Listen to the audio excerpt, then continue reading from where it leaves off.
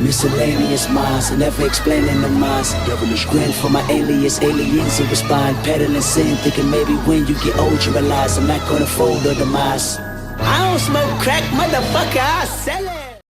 What is going on, everybody? This is the Miscellaneous Minds podcast. I'm your co-host, Puma El Gato, the cat that hands your unified title back. And to my left over here is the main man, Jesus De Niro, the man that makes the fat stacks. Together we form the dynamic duo that won't die. Deadly ideas, brother, and spicier content than your girl's OnlyFans. What is going on, everybody? Before we get into tonight's topic, please make sure to like, comment, hate, subscribe, DM us about the bullshit. And with that, let's get right into it. And still, unified champion Canelo Alvarez defeats Edgar Berlanga, cruised to a unanimous decision win. There was a notable knockdown there in the third round. Canelo hit the perfect hook, perfect left hook, straight, literally down the middle, right in the button of Edgar Berlanga knockdown. And here's the thing, I'll be honest with you, I can sit here and boast all night about all the things that Canelo did, because he did a lot of good things. I will say this, I gained quite a bit of respect for Edgar Berlanga for a number of reasons. First of all, when he got that knockdown, and he knew it, he felt it, he reacted in just the way that I love to see fighters. He went down and he got pissed, and when he got back up, he went in there and he threw back at Canelo, and Canelo responded right back to him. Here's why I love that. Yes, I do think, again, Berlanga was always going to lose his match, but you love to see when a fighter gets put in an uncomfortable position. You want to see how they react, and he reacted phenomenally. Every time he got caught, and he got caught a lot, he responded, he threw back, he was fearless. I dig that of a fighter, because the reality of it is a lot of people won't always come with their best in the worst moments, and he came out with his best in those worst moments.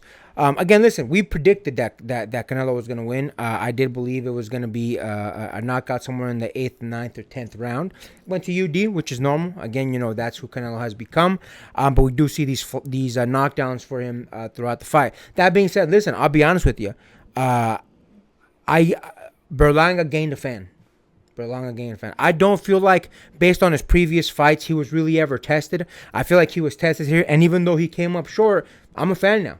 And I'll definitely be tuning into a lot more of his matches. I love when you see a fighter, and I can reference other fighters such as Maidana, such as Manny Pacquiao, Juan Manuel Marquez, that every time that things don't go their way, they may go down, they may, hit the canvas or something like that, they come back and they fight.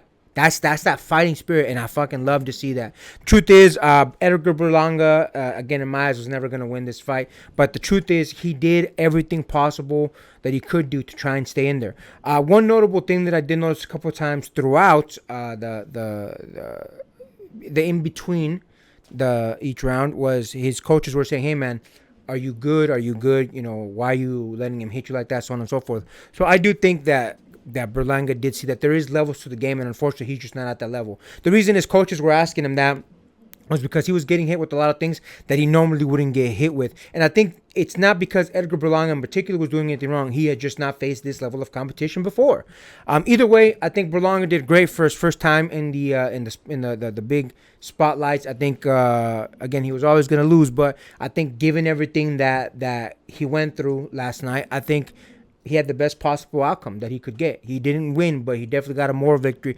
Last note that I'll kind of say on this as well, I do think that he showed a lot of respect in the end. I read a transcript of what him and Canelo were saying to each other after the match, and in a very, very respectful and man-like way, Berlanga said, "Look, man, I apologize. I'm sorry that I talked all that shit. You're my idol.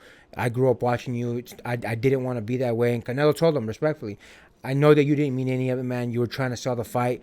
Keep going to the gym, keep training, and eventually you're going to be in my shoes." And I love that type of respect from both fighters. You could really see it in Berlanga's eyes when he was saying all that to Canelo, that he really meant it, man. He was one little inch before tearing up. Not just that, but Edgar Berlanga did tell Canelo, "Hey, man, you changed my life by giving me this opportunity." I'm sure he means by the finances, by the exposure, so on and so forth. So shout out to both of them. Shout out to Edgar Berlanga for being a man, stepping up, doing his thing, and showing that real fighting spirit that Mexicanos and Puerto Ricans have every time that they get in the ring with each other. I respect it, man. Real love there. Real love. What do you think about that, my man? first off, I can understand the initial criticisms for this fight to have been made in the first place. But to be honest, looking back on it, it's not too dissimilar situation to where Canelo was many years ago when he first fought Floyd Mayweather. Like Floyd Mayweather, like again, he was basically fighting somebody that wasn't really well known at the time, and I think there were some people that questioned like, why is this fight like why are we doing like? I don't think it was that. I think he was known. I just think he wasn't on the same level. This would be the same argument here. Like I understand, but my thing is at the very least like the opportunity for this fight to be made. At the very least, Canelo's paying back what happened like way back then. Like now he's in Floyd's shoes, and now he's basically Berlanga is his Canelo, proto Canelo basically. If Edward Berlanga reaches to that state, cool. I'm not mad at it. There were a couple things in the fight itself that I'm like, I agree with you. The anger after the knockdown, the fury and anger, I think is both a benefit as well as it is a drawback for Berlanga, because I feel like in times where he got angry, it was important. But there was times where he got way too tunnel vision. He got way too flustered and frustrated. And I'll even say Canelo got the same way too. I'll make a point about that later. But there was a time where Berlanga tried to throw an overhand and his foot did not land correctly, and he was actually able to basically slipped on his foot. And my thing is that has to be like that man put way too much mustard, way too much power on his punch, and he was too focused on getting the damage but not enough to secure himself, which I think again at some point he was way too frustrated to land some things significantly. He still got most of it, but some of it was just like the man was way too frustrated, way too flustered to do perform at 100%. I'll say that. We'll say 80% to be absolutely generous.